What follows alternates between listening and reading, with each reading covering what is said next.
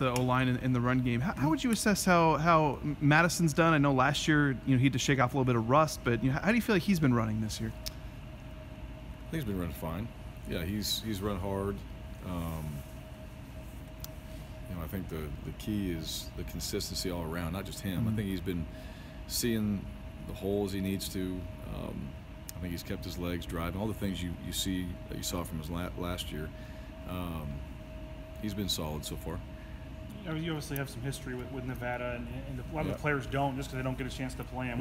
What's do you put on a PowerPoint, or what do you do? And do you do anything differently to kind of let them know, or do they just kind of hear stories? And what's it like for you to go back and play in Reno? Sure. No, this is one of our longest games, right? I think is what it is. It is the longest. It is the longest game. You played them more than anybody else. Yep. Yeah. No, we don't have like a PowerPoint of the history with the games. We don't have time for all that. We talked about it, and guys on our staff, we've played in it before. I think the key is, they played them last year, so I got a chance to play them at home. But going there, talk about the environment, talk about the travel. Really, it comes down to what we control when we get there, just being focused, ready to play. Certainly, from what I remember, we'll have fans there. We've always seemed to travel fairly well at that game, which is good. But ultimately, it still comes back to what we have to get done this week. Not the history of the game, just where Nevada is right now, what we need to accomplish. I honestly don't know, but other than taking advantage of space, the middle of the field, the first 4 games, Rypien was really efficient taking advantage of the middle of the field. And against San Diego State, I don't know whether they took it away or if it wasn't there or what it was, but how important is the middle of the field for you guys? Yeah, controlling that to be balanced. Like in the passing game, it's like running inside versus outside, trying to be balanced that way. Eventually, the coverage will expand if you don't hit the middle of the field or utilize it. We had opportunities for that. I don't know if it was so much anything in particular other than we didn't have as many throws there. It wasn't in the game plan. We just didn't hit them.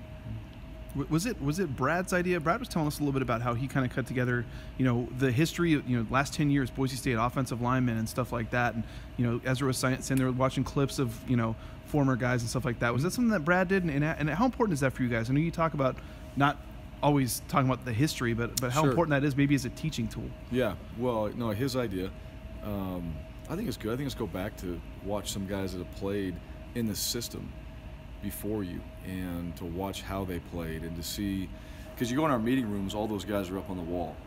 And sometimes guys walk in there and they're like, oh, there's Darren College. Well, who is Darren College? I know of him, but let's pop some film on. Let's watch what he did. And then you get the story behind it, how he developed, some of the things that he went through, not always perfect. And I think it's just good. I think it's the history of the program, but it's also guys that have come before you that have done it. You see, how did they do it? What made them successful? And you can see within the same schemes, a lot of those, how they played it, their physicality, their technique, whatever it is. So I think that's a good teaching tool, in my opinion. We were talking to Rip this week, and I'm not asking you to literally rank him, but in terms of guys you've coached, where does he rank in terms of football smarts? Because he'll take a minute to describe something that he probably processes in 5 seconds out on the field and tries to execute it. Yeah. No, he's extremely intelligent. We talked about his toughness. He understands the game. He studies it.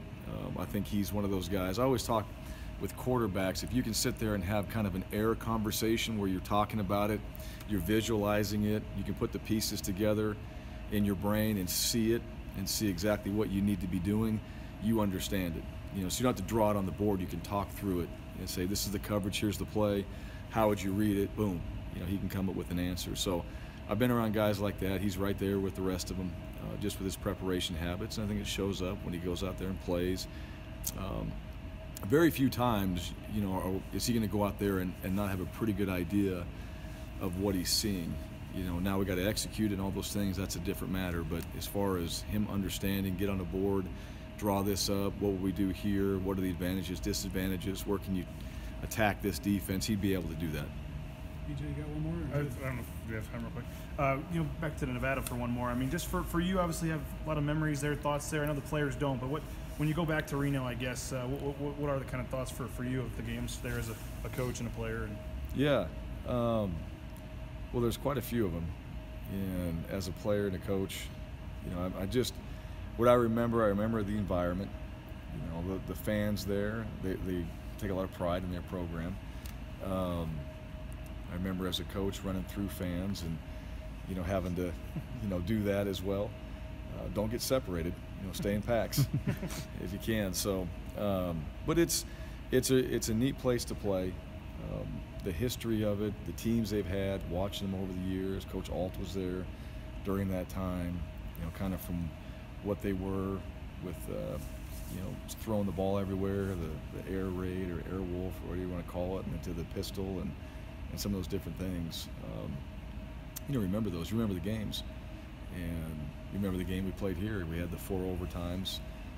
So, I mean, there's been a lot of battles over the years that these guys really don't know. It's not necessary, you know, but the history of it, a lot of respect for Nevada, but also know that they're a tough opponent. They are this year. They're doing a good job.